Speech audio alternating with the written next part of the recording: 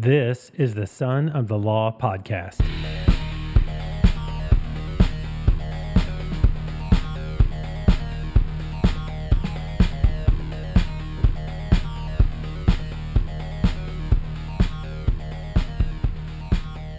All right, everyone, welcome. Welcome Hello. to the Son of the Law podcast. Hello. I'm your host, Jay Christopher, and joining us today, we have Jesse and Deanna Gilliam. What's up, Bobo? Jay Christopher. That's right. So I want to introduce you guys, and I have a very specific way I want to do it. And I want to say that I'm excited that you all have the opportunity to meet Jesse and Deanna because they were friends before they were any other title. And that is important to me because as I've come to know you two, you've been a tremendous blessing in my life, and it's just been super fun to walk through life and do it together. So as far as Jesse's concerned, Jesse's smarter and better looking than you men, just FYI. And he's in excellent shape and fantastic health. So if you're going to spend time with Jesse, just know that you're going to be second. And he likes it that way because he's super... Winning is fun. Winning is fun. When he's what? Winning is fun. Winning. That's right. That's right. Yeah, it was hyper competitive, and I love that about you. I also love that your perspective is awesome. Your approach to analytical conversations, I always feel like I walk away a better person having chatted with you. And I hope that the third chair, by the way, as I'm speaking to you here in the room, is metaphorical for our audience out there. They're sitting in a chair right here with us, and you know, as we talk through this, And they look fantastic, too. don't they? Don't they, though? Deanna, glad to have you here, too. I love it that you are savagely honest and open. Always have been. I think that you're a beautiful person inside and out, and probably one of the most encouraging people I know. Well, thank you. Which is awesome. And I think as people will come to know today, you're also very real in every situation. And that I think should come out today as well, but you know, we'll see. We might have to cut some of the really real parts, in which case they'll never know. Let's see. I'd say too, just as a make way of introducing you to awesome family though, recently expanding family, right? That's Got a right. new little grandbaby. Yep. And I would say for those of you who, if you haven't gotten the picture now, this is like a all-star Midwest power couple. Their life is a Hallmark movie. Oh, that's very generous. Yeah. That means I don't it's know very about that. cheesy and predictable. Starring Valerie Bertinelli. And Which I understand that as a Christmas tradition, you guys watch Hallmark movies and like, it's become a new tradition, too. walk me through that, please. Well, they're so... I don't know if you've got the stomach to watch them. What you commit, it's an hour and 20 minutes. They don't even try to make it movie feature length.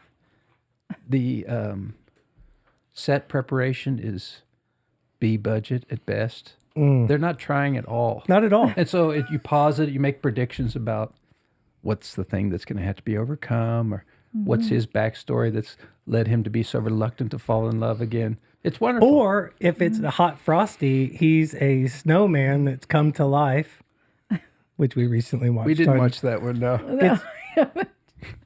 It's- I saw it advertised, but It was horrible. Lola watched it. yeah.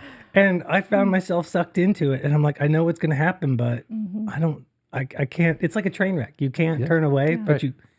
you can't watch all What at you the got to do same is time. you got to embrace it, go with it, make fun of it. But at the end, you're still like, man, I kind of hope they get Yeah, together. yeah. It's terrible. Makes you feel good at the end. Get sucked in. Yeah, so we're gonna have to leave it there because I don't know. I struggle with them bad, Yeah, it's bad. They're bad. but they're good. They're good for making fun of, yes. You make They're your own good. fun. They have good story too sometimes. All right, setting the scene here. Sunday afternoon, about 2:00, coming together to have a good conversation. We're in again podcast studio, which is my basement family room. And I think I'll do another episode at some point in the future on how to podcast. So people can understand how accessible this really is.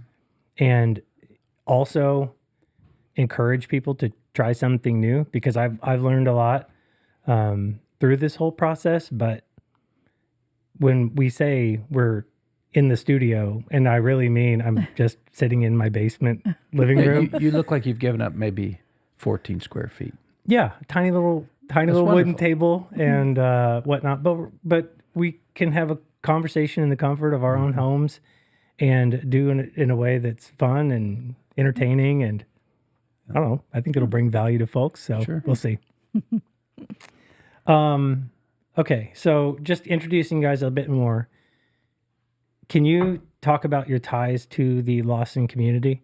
And as you know, our audience right now is predominantly, small town, community oriented. Lawson, 2,000 people town, right in the middle of the Middle West.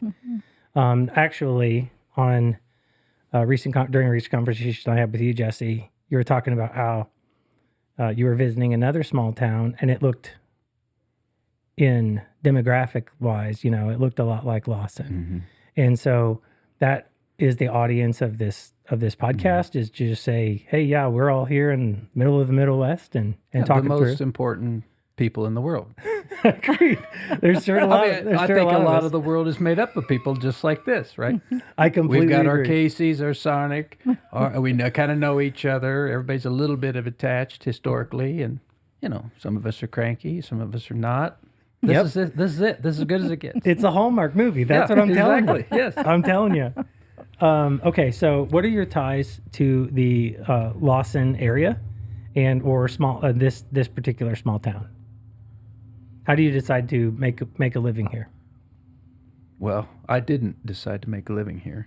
I was born and lived a mile north of Rayville, the metropolis of Rayville. Booming. Not in Rayville, approximate to it. That's important. This is the proverbial Gilliam Hill, yes? Gilliam Hill, that's right. And it was a world unto itself. Very 19th century. It's no joke to say that our garden was plowed by Clydesdales. That's a true story. Wow. Skimmed our milk. No cable. It was wonderful. No. And went to school at Lawson, K through 12. Moved away to college in Springfield. Met my lovely bride.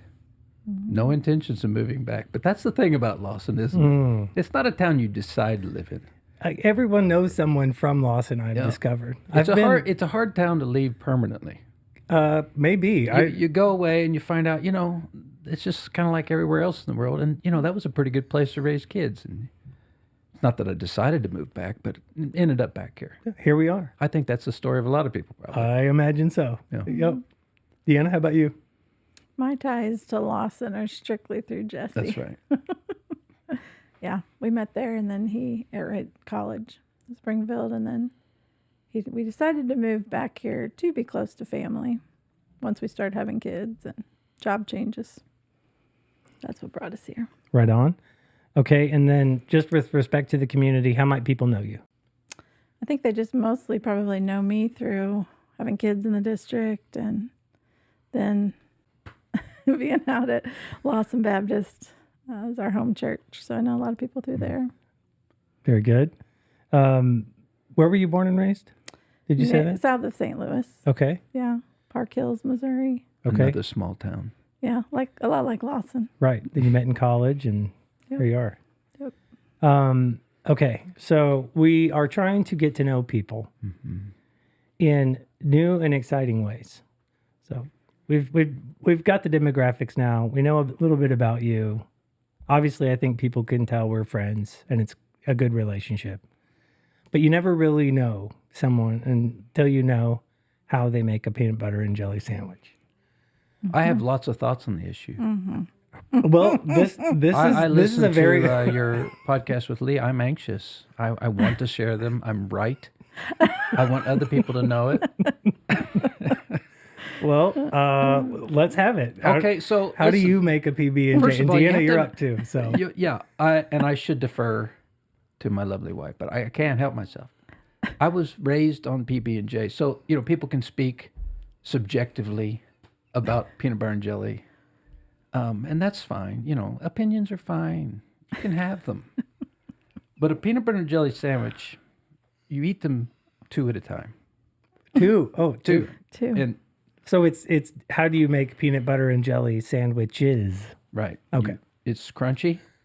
And I will say, if you'll Crunchy peanut butter? Is this a safe place, Chris? Yeah. I mean, this is Jamaica. You know, what goes to Jamaica stays to Jamaica, and Yeah.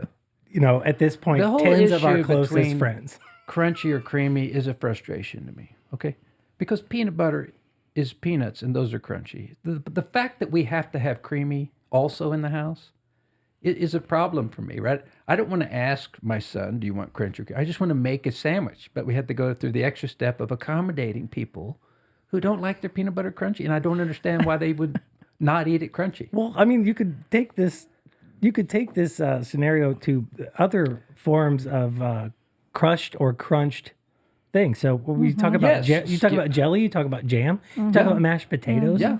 Do you have mashed potatoes with lumps in them? How about skin on? Yeah, I do all that. Corn, cream corn. Yeah, all of it. I But this is peanuts. This is an American staple, right? It's like somebody saying, "Well, I don't know if I want apples in my apple pie or something." I'm like, "No, it has apples. This is what it is. And if you don't like that, then why make the rest of us have to accommodate this creamy nonsense?" I had the same problem with skim milk and whole milk in my house. Multiple gallons of milk to accommodate people's preferences on the issue. It takes up space, and we have a small house. okay. So you have two sandwiches 2 sandwiches on wheat bread. on wheat. What kind of Crunchy. wheat bread? Whatever. My Like the lovely honey, wife like the purchases. honey wheat, like the Hun- little square 100% whole wheat. Just whole cheap, wheat, but yeah. like the big, like the whole, Yeah, like with the normal extra loaf. fiber in it. No, not I don't necessarily. like the Okay. heavily adorned crust. Right, it's just a standard, cheapest wheat they got. Your left. Aldi, Gotcha. your Aldi brand. Gotcha. No, it's Yeah. not about the bread. What Okay. it's really about, and I think this is important for the listener. What it's really about is the proportions. Okay, Well, I've heard confessed. you I've wanted confessed, to see the face of God with the volume of peanut butter you put on. Yeah, I want to question whether or not I'm going to be able to get my mouth open again because the peanut butter is just, like trying to keep Now, it I shut. understand that, and again, there's right, there's wrong. What's right is you take peanut butter and you smear it on, right? Not too much, very thin. I used to be just a stain it guy. Okay. I haven't matured a little bit, so it's a little bit more than a stain, but it's certainly not this picture I have. Which is why you're eating two, because there's Yeah, not that probably. much yeah, on because there. it's about the proportions. Peanut butter to jelly to bread proportion. If your bread was thicker, you would have to go with more peanut butter. But I'm talking standard bread, thin peanut butter, and jelly, just a stain. Just a stain. And all the lumps have to be smooth. I can't have giant, oh, surprise, big thing of jelly. No, I want it consistent. I want to just eat it with my head up. I don't want to be looking at it. You know what I'm saying? You've thrown the gauntlet down because Lee's crunchy sandwich that he's talking about with sourdough and I don't know what he was describing. It wasn't, peanut butter and jelly. I mean, we can give names to things, right? You don't have to reinvent what's the already gloves been are off. established. Hell, we haven't been recording but for like 5 minutes, 8 minutes. And I'm not this passionate on every issue, but I was born with peanut butter and jelly. I mean, I know. I ate peanut butter and jelly every day. Hey. Every day. Don't look over at her. Third chair. Every He's day. staring me. He's staring into my soul right now. And when I come home for lunch today, I will eat a peanut butter and jelly sandwich. I eat them almost every day. I'm a source of knowledge on the issue. Okay. Fun fact, though, I made him wrong for 20 years. Well, I wouldn't. I be was that putting long. too much jelly, too many lumps. I didn't know. He never told And me. of course, she's really frustrated when I get peanut butter in the jelly. But I'm like, look, let me have this, right? This is grape. I want just basic grape. Jelly. Welch's? I don't care. You don't care. Generic, but it's going to end up with some peanut butter in it. Yeah, he wipes just the is. spoon off into the jelly. Well, if you're eating that much of them, or the knife, I mean, just scrapes it off on the top. It's all peanut butter. I on don't the want top. much, Chris. I don't. Hey, that's I'm a- all. But man, I would do let's- anything for love, but I won't do that. Yeah. Deanna, it's going to be hard to follow that. I feel like I could make one for him, but I don't know that I'd be successful. It's a little stressful. How about you? I'm simple. I don't care how much jelly. Really, I like quite a bit, but not too much. But your average amount of jelly. Same with peanut butter. I'm easy, but I do like crunchy. Yeah. I'm a crunchy gal. There you go. As long as we can all But- hold hands around crunchy peanut butter being the way to go, Yeah, I'd say we got to call that a win. that's good. I'm going to close this topic, if you permit, by saying it may be just an issue of nomenclature. You understand? That there is the peanut butter and jelly sandwich, and then there's other things. That's all I'm going to say. I'm with you, but the peanut butter and jelly sandwich is so specific and unique. We haven't even approached the topic of the Uncrustable. Uncrustable. Yeah, What is that? bro, You are you don't serious? know? He's never had one. Uncrustable. An Uncrustable is a sandwich that is made pre-manufactured in what I would say is probably excess jelly proportions for somebody like you, Yeah. but there is no crust. It comes in a little package. The whole sandwich already constructed? Yeah, and all the stuff is on the inside. And there's no crust. And you can make your own Uncrustable. And for those of you in the third chair, get the fun ready, because here it comes something to change your world. You want to make your own Uncrustable. You make a sandwich the way Jesse suggests, and then you take a cup and you smash that cup down on top and you cut all the crust off into a circle, and the crappy wheat bread that you're talking about, Yeah. it smashes together, Yeah. Pinches it off. pinches it off. And then you throw all that crust away? Well, I don't know what you do with it. Yeah. Somebody else might do You something. give it to your chickens if you live in the That's Midwest. true. Yeah. There you go. All right. If you guys get 3 uninterrupted hours to yourself, how are you spending it? Individually and or together in ways that are PG? Let's She's see. a mother of 4. She can't imagine the possibility of having 3 hours uninterrupted by herself. But That's why I think this is a fascinating question. I would probably read. I love to read. So reading or What are you reading now? crocheting. Right now I'm reading Atomic Habits, Okay. and I'm reading Contentment, a book about contentment by Nancy Wilson. Brilliant. So yeah, and then or crocheting. I like to crochet. Okay. I like to work out. I like to go on walks. That's individually. Jesse? Hunk of cheese. I'm kind of the Star George Wars. Costanza Bachelor Paradise guy. Yeah, strip down, hunk of cheese the size of a car battery. I'm going to put in The Dark Knight or something, one of those long form movies that takes quite a, yeah, that. Or I might fiddle around with the guitar. You know, that's kind of fun to do. Terrific. And then together. Well, we're getting so old. They don't want to do much. I would say you go find a cool restaurant, but I know there's some tension there. Everybody's got their own love language, right? Yeah. I don't know. No, we go for walks. We like to go for Yeah. walks, and then we'd like to watch movies. Yeah. We're movie people. All right. Do you have any pet peeves? I mean, be real here. Yeah. Pet peeves. What just cranks your gear?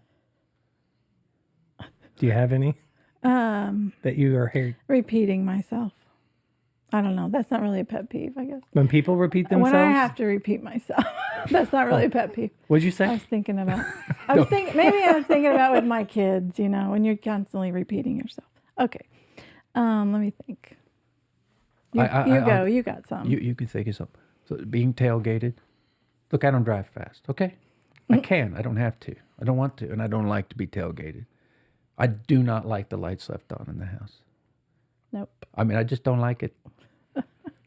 I hear you. And it's a standard one. I think a lot of folks feel that way, but I don't know what it is. I made a bit of peace with that. When we first moved into our home, I switched every light in the house over to LED.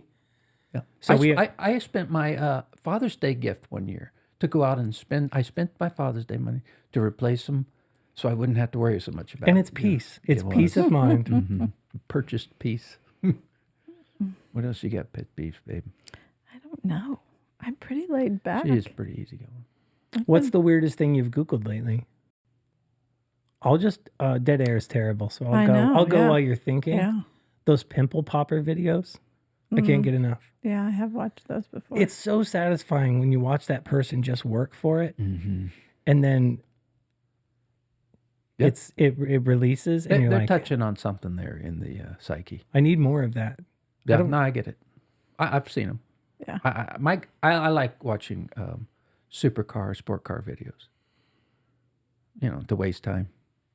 Yeah, and it's sad because they're all coming out electric now, so I'm gonna have to find something else. They say that the electric cars make the gas-powered cars feel stupid. Which, I don't know. Maybe we should go drive a Tesla. You want to go down and drive a Model S and just drive No, the I crap think it'd be out of it? absolutely amazing. I got to drive the Mach-E Mustang once, and it's intoxicating, the torque. But you can't make a Lamborghini with an electric motor. There's something purist about me. Anyway, it's disappointing for me to see that the new model is electric. Yeah. All right, rapid fire questions, one word answers. If you were a vegetable, which vegetable would you be? Potato. Carrot. Versatile. What is something you believed as a kid that makes you cringe now? That the Chiefs were a good team. Savage. Oh gosh. Yeah. That's right. They play at 7:20. Oh boy. All right. Other lighthearted stories and things I know about these people. Jesse hates dogs, is stupid competitive. He's peculiarly focused on the way his clothes fit. I like a good fit. Yeah. Something I've observed. Deanna, amazing gift giver, Thank you. thoughtful. I learned a new word today, noticer. She's a noticer. I've never heard the term noticer before until today. Yeah, she can notice somebody struggling. She's on it. Don't try to get anything past her, Chris. And then also, full disclosure here, Jesse and I have risked our lives together on the Crooked River No, that's true. Oh yeah. during flood stage. We thought it'd be fun, and it was fun, but it was kind of like a type 2, type 3 fun. For those of you who don't know that, type 1 fun is fun that's fun to do and fun to talk about. Type 2 fun is fun to do, not fun to do, excuse me, and fun to talk about later. Type 3 fun is not fun to do, and we never talk about it again. Now, I think you should think about a future episode that talks about the great adventure that awaits anybody in Lawson who would aspire to float from Elmira to the Missouri River. There's a lot there. There is. We did 24 miles of it that day at flood stage. At breakneck speed. Yep. And we found a car in which we thought someone was dead. Yeah. Yeah, you could tell them about the manure smell and all of it. There's lots of things. There is a story that you need to ask Jesse about that involved him needing to go to the bathroom and midstream falling backwards. Yeah, yeah. Yeah, well, you'd have to paint the listener a full picture of what all was happening in that deluge. It was biblical. Epic. And I wouldn't have gotten in. I would just tell your folks here. I would not have started the trip in the dark that morning, in that flood, in the rain, if you hadn't kept pushing for it. That's what adventure is. Yeah. You take yourself right up to that point where you want to quit. Yeah. And Well, not, I was thinking about my not children. today, Satan. Not today. Yeah. No, that's a whole deal. That's a whole deal. All right. And you have a new granddaughter, which we've talked about a little bit, and we'll kind of segue here. What's the difference between being a parent and a grandparent? Well, Deanna, I want to hear your thoughts on this. Well, we've been talking about this lately, but it's amazing because I feel like there's not all the pressure of teaching them everything. You know, your ABCs, the 1, 2, 3. There's just everything doesn't have to be teaching, I guess. I don't know. I feel like raising kids, you just feel like you got to be thinking about what you can teach them in every moment, and I don't know, with grandkids, it's much more relaxing. You just get to enjoy them. You're You don't just have the burden of enjoying- responsibility. That's right. Yeah, You loving feel on it. them. I don't know, which is, I guess, the way you should parent too, but I'm more type A, so I don't know. But No, I think that's it. You just get to enjoy them. yeah. You're not responsible for them. Is the Yeah. love the same? I have to get back to you. I mean, she's just a month and a half old. Yeah. She hasn't developed a personality where you can really connect, We'll have to find out. I don't know. I think it's different. Because you're seeing them through your daughter's eyes. It's part of your daughter, just part of you. Mm-hmm. I don't know. It's like it's just another thing.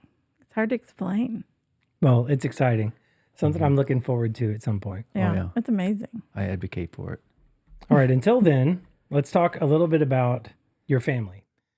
As I understand, and I've learned, you have a very interesting and complicated family raising experience.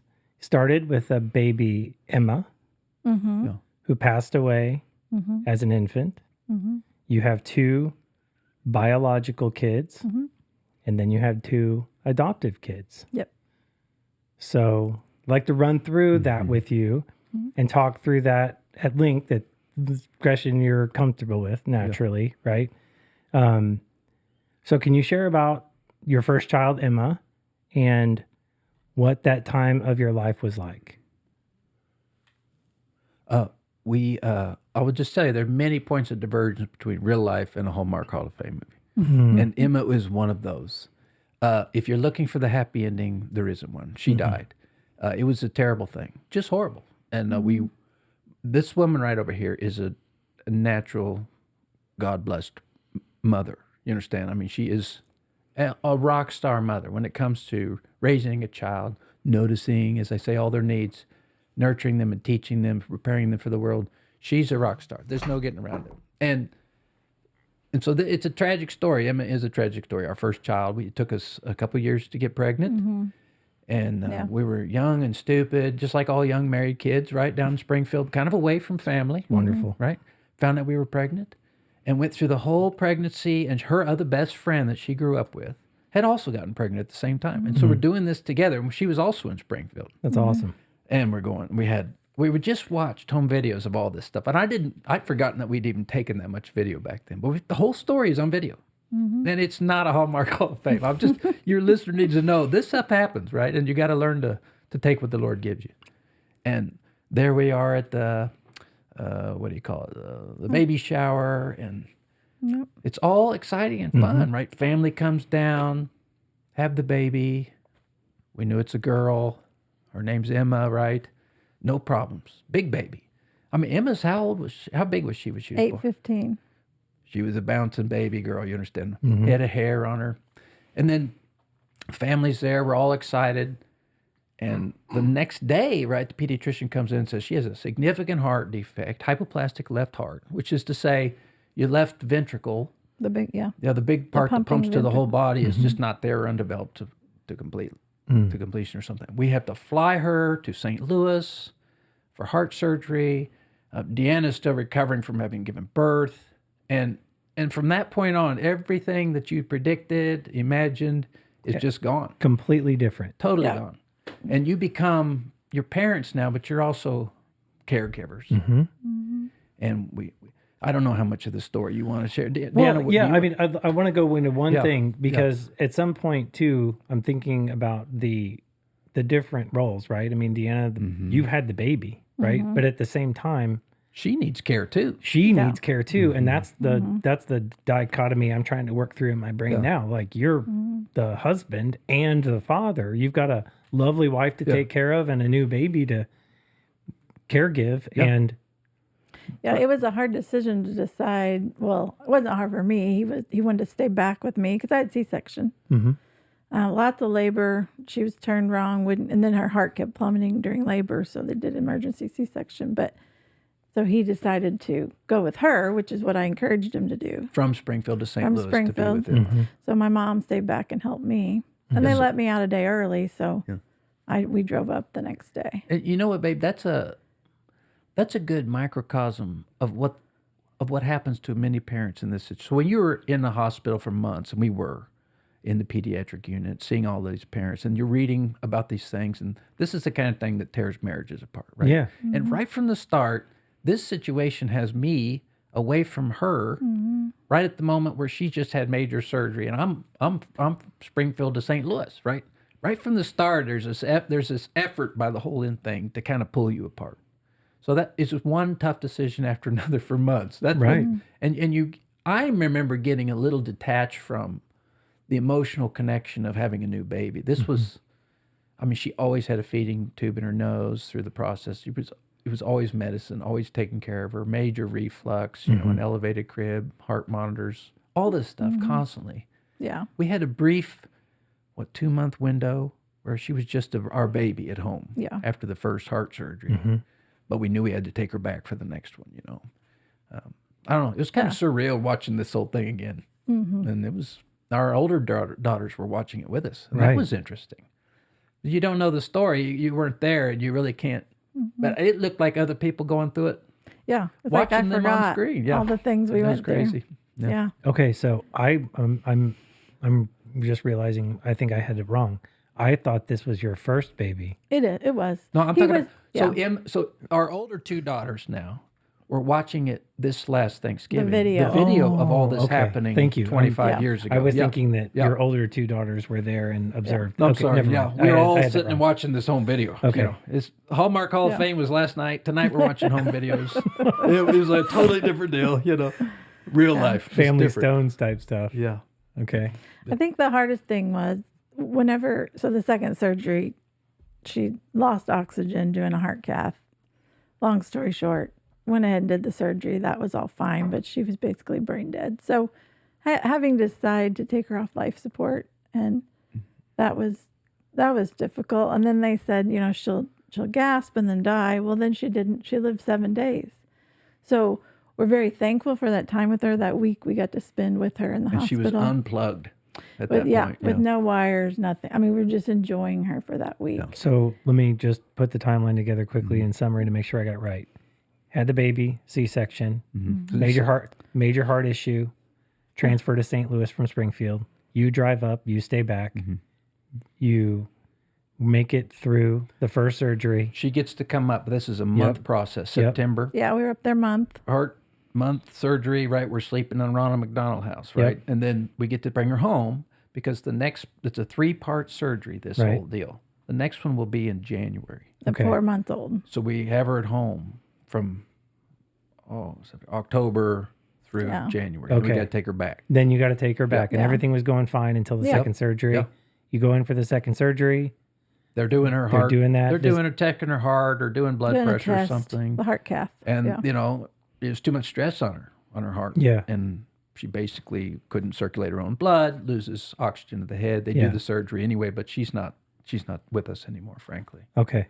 Yeah. And you're just realizing this as you go through, you know. Yeah. It's easy to tell the story in hindsight. When you're in it, you're just getting dragged along. You know, you don't know what to do. Right. It was crazy. Okay. So then So she died at the end of she January. died at the end of January at 4 months old ish and 7 days without any sort of medical care after you made a very difficult decision. Yeah. You had that time with her. Yep. She in the passed. hospital. Yep. And then, Yeah, they just kind of put us in an apartment there in the hospital. okay. And we just held her for 7 days. People came to visit. And then she finally, you know, whatever vitals she had left, she died medically. Yeah. And then we had a service with our church back in Springfield and buried her. Yeah. She's, you know, in Springfield. Hazelwood Cemetery. Yeah. And I just want everybody to marinate in that for a second. That's horrible. It was bad. I mean, just call it what it is. I mean, It that is horrible. Devastating. Yeah. And, But by the grace of God, right? Yeah, we made it through. That's what I want. If there's any listener, you don't. This doesn't have to be the end of a marriage. right. It's important because we're meeting people all the time in the NICU, even afterwards. I had a counterpart at the police department where I was working, where they lost a child. I can't recall the details. They wanted us to help them, right? Because it just pulls families apart, and you can't. That's what makes a bad story worse, Right. You know, you can. There's still a marriage there that produced this child that remains, and I would like to encourage any listener who's suffered a major loss in their marriage, whether it's a career you aspired to, a business you built together, or whatever. That's not the thing that defined your marriage in the beginning, and so there's a way to get through these things. Yeah. Thank you for that. And I really do appreciate it. Deanna, did you have something you want to No, say? I was just going to say, we definitely had our struggles. Yeah, it wasn't easy. As we grieved. We grieved differently. You know, we had some battles. There's a different connection between a mother and an infant, and the father and the infant. Yeah. Well, I mean, we could do an entire podcast episode on that alone. I mean, I got to the point where I was so sick and tired. We have 4 kids. And I got to the point where I was so sick and tired of everyone asking me how Carissa's doing. And, you know, she's fine. She was doing good. And I know I sound stupid and sensitive right now, and people are gonna be like, "Oh, but can you imagine the person who would say that?"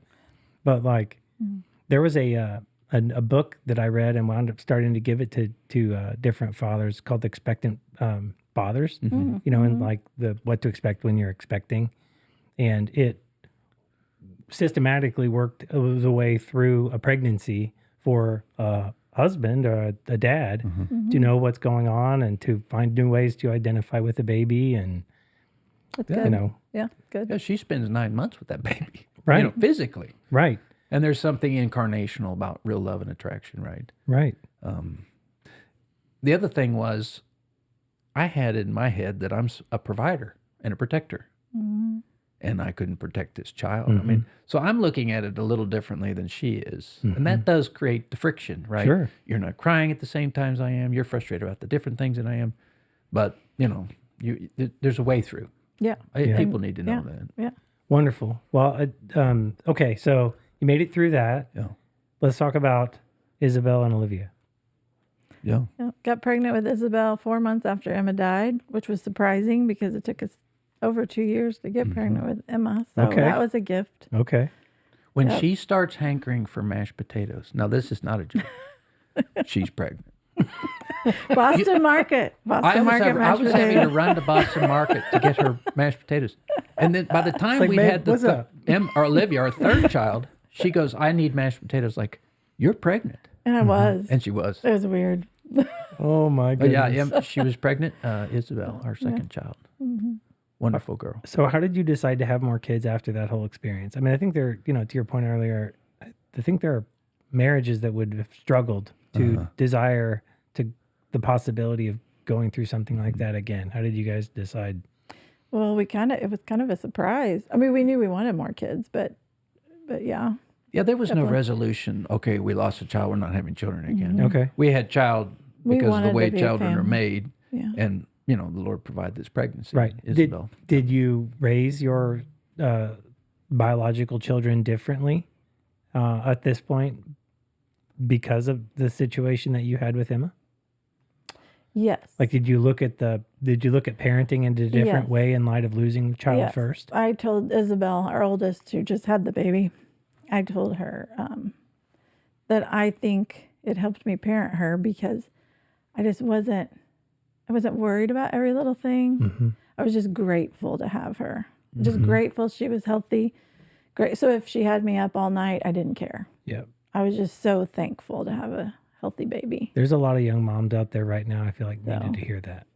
Yeah. You know, You do aspire to have the perfect kid. right. Yeah. When you've lost a child, you're just grateful to have a healthy Yeah. Right. you know? Yeah. Right. And, Yeah. You just let a lot more go than, I mean, I was, of course, apprehensive and like, I guess she would get a sniffle, you know, is she okay? So like more But protective, cautious because of at times, but then more laid back because I don't know. It was just different. She was well. I was just more thankful, less anxious. Yeah. Hard to explain. and when I say healthy, I mean living. Yeah. Right. Right. If Isabel had been unable to walk or something, I'm not sure the answer would have been different. We would have been grateful. Yeah. You understand? Yeah, that for sure. she's not a lifetime patient. There's hope for her future, you know, to Right. develop a relationship and nurture her Right. along. yeah. Yeah. Yeah, I mean, anything. I mean, I don't want to dismiss having two healthy, you know, beautiful biological kids as normal or regular, especially in light of your first story. You know, but I mean It is something we take for granted. that's isn't it? more Hallmark. That's more Hallmark like, isn't it? The fact that any of us turn out to be as healthy as we are is something we probably all take for granted. You know, I mean, the heart condition thing was supposedly rare, but we've met at least 2 other people that've had the same thing. Yeah, that's which is unique too, because then you're bonded with those people in a way that you never knew before. Well, and also I'd say I want to say too, I don't think I've ever told you this, and so I'll tell you now here in front of tens of our closest friends. You've inspired me to be a better dad. There was a time I was walking at, I was actually riding my bike at Watkins Mill, and you were with your two little girls at the little, that creek that goes through there with the, they built the deck that accesses the water. You were down there playing with them and everything like that. And I was like, dang, I need to spend more time with my kids. And I went home and like I arranged something, whatever. So that's where you've, the manifestation and the fruit of what you just talked about. I think it made its way into the way you raised your girls, and that's inspired people, myself included. So No father's ever said, "Boy, I've spent so much time with my kids. I need to cut back." Right? I mean, no. A lot of parenting is dealing with the guilt of not doing all you could have done. Oh my gosh, yeah. Okay, so then, how old were Isabel and Olivia when you decided to adopt Clara and Samuel? And just kind of, I want to give you creative license here to just go with this, because I was with you for that entire process, and I observed the struggle of working with the system. How is it in that air we quotes. decided to mess everything up for ourselves, right, Deanna? Because let's be honest, son, we had it pretty good, right? We had Isabel and Olivia. These are amazing kids, right? Isabel and Olivia. They're growing up to be amazing adults. And all our friends were kind of becoming empty nesters. And we decided, let's Do fostering. let's do foster parenting. Foster parenting. So that's how That's it started. how it started. That's how it started. Okay. Yeah, we didn't- had no intention of adopting. No. Really? No, That's we were right. just fostering. 'Cause And- that's what God wanted us to do. And okay, so how did you decide you wanted to foster? I mean, I'll bite on that hook, Well, the church at the time had a few families that were fostering. right? And to be honest with you, I was kind of thinking this would be something good our church could do, because when a person fosters, they need a community of people kind of involved in it. For a respite care, you have to have certain training to just babysit for these folks, you understand? And so it happens better in a community. All right. And we thought, well, this would be good to nurture within our own church. And we were kind We of... wanted to. We wanted to, right? I mean, this woman has gifts to give as a mother. We had a good, stable home, opportunity to do it. And Yeah, and our kids were getting older, so I was at home during the day and What was the age wasn't difference? working. What's and the I gap? how old were Isabel and Olivia? 6 and 8. Okay. So They were I was 6 and like, 8. I got this time. I could we can take in kids. Yeah. Okay. So, So go through the training. Get So a we did- Yeah. Yeah. So I get was your gonna say, what's the license. next Do the step? home study, and then start answering the phone when they say, "Hey, would you take this kid? Would you take this kid?" And then, I got to tell you, if you're interested in fostering, It's not. it's an adventure, right? But Yeah. it's just like parenting is Right. too. I mean, as I Yeah. said, our second daughter was a surprise. Excuse me, a surprise pregnancy. But on any given night, the phone can ring, and you suddenly find out you got another kid coming in Right. your house. It's not Also that a surprise. Not also that a different. surprise, right? Yeah. You try to plan for these things, but you can't. Right. Yeah. Okay, so you got the call, and was this particular situation the first foster situation that you were in? No. Yeah, they were the first kids. Yeah, we did more after while we had them. Okay, yeah. You tell the story. Give it Yeah. as a narrative here, because I Yeah, have they a bad called. memory. They called us one night and said, "Would you want to take in an infant, 4-week-old infant, and a almost 5? She's 4. It was October. She was turning 5 in December. Would you And wanna-" they're African American. And they said they thought they were No, they said they were children of color. okay. Yeah. Yeah, and I do They're remember that. not, but it's I was- part of the story. Right. Yeah, I do remember that. And so they said, "This is sad. This makes me want to cry." They said, "You're the 26th person we have called that people don't necessarily want the older girl. They want babies." And we were like, "Okay, we'll think about it and we'll call you right back," which we knew what we were going to do, but we wanted to talk to Isabel and Olivia about it. Sure. And of course, they tell us they ran into the bedroom and got on their knees and prayed to God, and asked God prayed that we would say yes. They wanted these kids, so precious. And so they came out and said, "We want to do it. We want a baby. It'll be, because this affected them too, definitely." And so we called and said yes, and they said, "You can pick them up at Target, Tuesday night at 10:30. You know, I've gone to Target for a lot of things, Yeah. and I've never come home with a baby that's or where a babies 5-year-old. come from. Target. It looks like your boss. That reminds me of that Dr. Seuss quote. Never mind. So that was interesting. But Yeah, we went to Target picked them up in the in parking a dark lot. parking lot. Picked these two children up.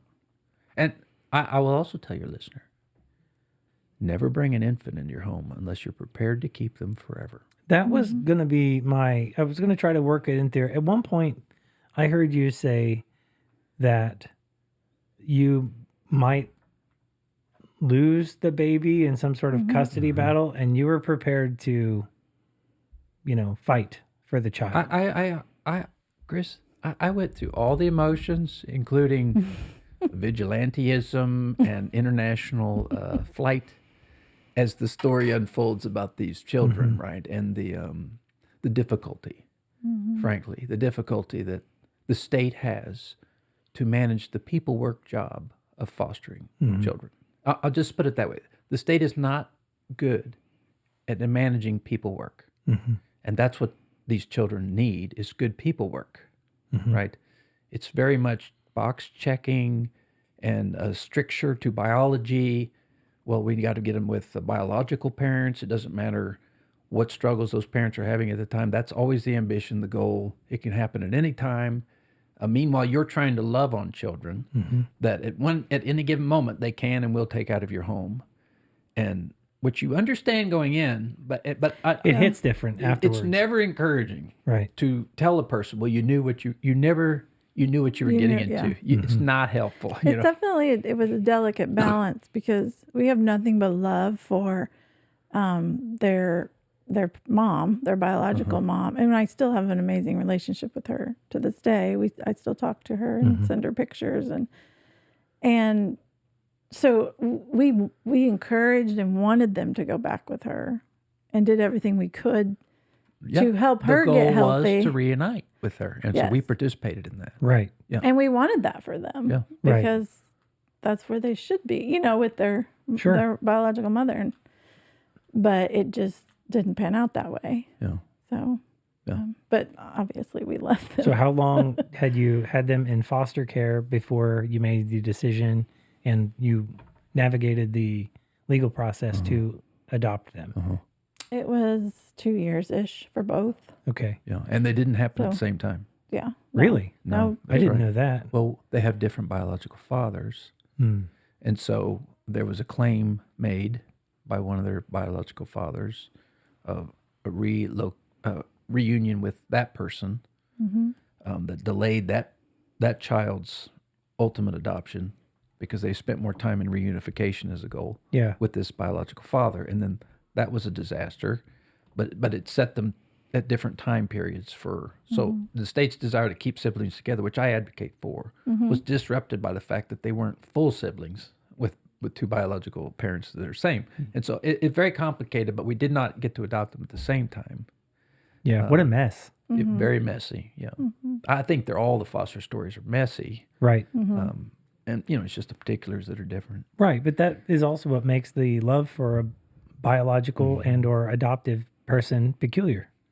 Yeah. Right. I mean, all intensive purposes, the adoption was not something you had to do. You did this because you love them. Oh, And that is an amazing story Right. in And and I of want itself. to clarify something you said earlier. This is also, it was important to me that we had gotten into foster parenting because we felt it was the right thing for the children. And so when a judge or a caseworker would ask us, do we want to adopt them?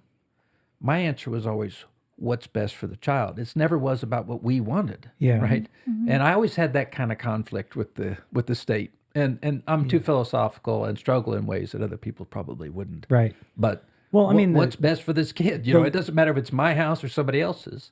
That should be what we're asking. Right. Well, in the legal system works, there's a name for that, like a child advocate or something like that in the who works CASA. to try to do that.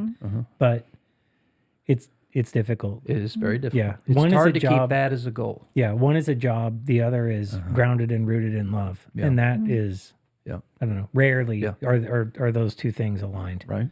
Yeah. I mean, I definitely feel like they're my kids, Oh, yeah. And, you know, people will say, well, which ones are yours? And I'm like, They're all mine. All of them. They're all mine. Oh yeah. I hate that Yeah, question. yeah. I'm like, I don't, Yeah. that doesn't make sense. And I want to make sure But- it's known that I do want them. Certainly. It's not like we don't want them. Right. Most definitely. Yeah, I do. Yeah, I completely understand and agree. And I think that's one of the reasons why I thought your story was so unique, because that's all I've ever observed is just the love that you've had Right. for Emma, Isabel, Olivia, Yeah. Clara, Samuel. I mean, they're incredible. Yeah. So, okay, so how now has it been, you know, navigating parenting to both biological and adoptive children under the same house? And has that impacted your views of love in any way? Have you parented differently? You know, I mean, just kind of take that and make what you will out of it. Well, I don't know. I guess I'd say every child, whether biological or adopted, has its own, is a person with challenges that are different. Yeah. And that your approach to those challenges needs to be particular to the child within the same general category. I don't know. We don't have anything else to compare life to, right? We had 2 biological children we raised that are now adults, and we're still raising 2 other children that we've adopted. And for the most part, you kind of forget the origin story, right? They're your children. Yeah. It's morning, it's pancakes. What are the challenges for today? And you just, you know, Yeah. that's Right. it's same parenting, I suppose. That's awesome. Yeah. Yeah. I feel like we haven't done it much different. I mean, No. I do feel like there's been a lot more. I try to give a lot more grace than I did with my oldest 2. But I've talked to my older 2 about that because, you know, I had high expectations for my kids. I probably didn't always parent them in the grace that I probably should have. Looking back, they don't say that I was hard on them, but I've never, just- and I'll steal another quote from Jesse here. I've never met a mom who didn't feel guilty about something. it's true. It's true. You know, I mean, Yeah. yeah, you guys beat yourselves up over Yeah. the fact that you can't Everything. love enough, Yeah. which is mind-boggling. But It's I awesome. definitely have tried to be more gracious, to live, letting things go more, you know, because I think you have to. Yeah. I also say this, especially back in the fostering, because we had a rotation of children come through the house. Right. It brings your faith and the way you live your faith into a 24-hour missionary stance. You know, there's no possibility that you go and do the God thing at church and then come home and do regular thing. Right. It's ministry all the time. Yeah. You know, it's just kind of like parenting, right? Yeah. I mean, you don't get to choose when to be a parent. Right. Initially, especially with fostering, it was for the glory of God all the time. Yeah. 24/7, you know. Yeah. Up at 2:00 in the morning when you're older than all the other parents with Yeah. an infant, you Yeah. know, trying to, you're like, well, at least I'm doing this for the right reasons, you know. Right. It was very ministry initially. Yeah. Until it wasn't. Until it became was- family. Yeah. Yeah. Which is what it's what it should be all the time, even as parents, right? Yeah. We're doing ministry, Yeah, raising you're our raising kids. the next generation of Right. folk. Yeah, Yeah. whether adopted or not. But the challenges of fostering, I guess for me, were just so hard. I'm too black and white, Chris. I mean, I was frustrated with the state. I mean, I just went crazy. I'm like, well, if I didn't have the glory of God on my mind here, I'm just not doing Yeah. this. You know, I just don't need it. That would be, I mean, probably a good place to leave this and say that, you know, what's the advice you'd have for someone who's considering navigating this process and, you know, maybe they found a hope in your story here and have a sense of purpose now to consider this as an option. What would you say to those folks? I would say to have a really good support team that you can rely on the days that you're struggling, and just pray, be in the Word. You really have to be close with the Lord. You really grow Yeah. in your walk through Yeah, the process. if you can find people who will commit before you say yes, to being your support, that would be helpful. Because we did hear a lot.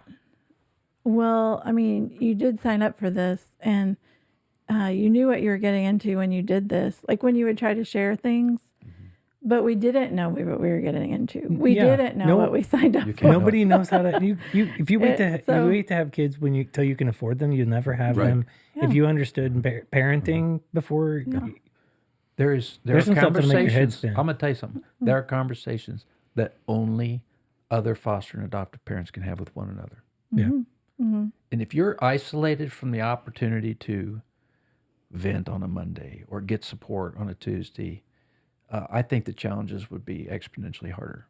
I would recommend that. It's worthy, though. I mean, it's desperately needed, Yes. absolutely needed. Yes. But you go in with a support network. I would advocate for that. People committed beforehand to say, I'm going to be there. right on. Yeah, and I couldn't imagine our life without all of our, I mean, without the two we adopted. Like, there'd be big holes. Yeah, They're yeah, amazing kids. yeah. That is incredible. So yeah, I think that's a good place to leave it. Thank you so much for your openness, willingness to talk here. For the enlightening conversation about peanut butter and jelly. I mean, I knew, but I didn't really know. Yeah. And I thought I did, but It's I a didn't. whole nother level. I'm a Chris. passionate guy about things that really, really matter.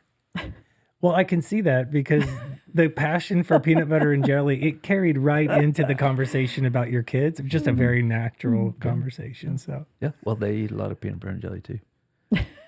I believe that. I was actually talking with Samuel this morning about it. He's like, hey, I heard your podcast. They're talking about peanut butter and jelly. He's like, it's crunchy all the way. Yeah. That's funny. I don't know why I gave your son a 60-year-old gravelly voice when I was trying to do it. He That's probably interesting. had it. Yeah. He probably had it. He's a funny That's kid. probably another podcast He's a very to find funny out kid. why you did do that. I don't know. That's interesting. Well, initially, when I was thinking about somebody who cuts the crust off of their bread, I asserted that any grown man who eats the sandwich without the crust on it has mom issues, which I think is probably a little too close for comfort. And if you got upset with me for saying that, then you should probably look in the mirror and Just look inward. you might be a little. I might be a little close to the button there. The truth can be hard to take sometimes. I do want to say before we leave that this man is an amazing father. That's very generous. Thank you, dear. Like, he has loved those kids so hard. I mean, I believe that, there's no greater love. The patience he has, it's off the charts. So thank you That's at that. nice. for being Thank you. such a good father. Yep. All right. Anything? One last piece of advice you give listeners? I would say it this way. Lawson is clearly about the kids, right? You move here, you live here because good place to raise the kids. Yeah. And there are kids out there that don't have a home. I think it's something for people to consider. Yeah. Yeah, foster and adopt. All right, folks, you heard it here. Thank you, Jesse. Thank you, Deanna. It's been an absolute pleasure working with you, talking with you today. You guys are an inspiration to me and so many. All right, and that's been the Son of the Law podcast. See you guys later. Thanks, Chris.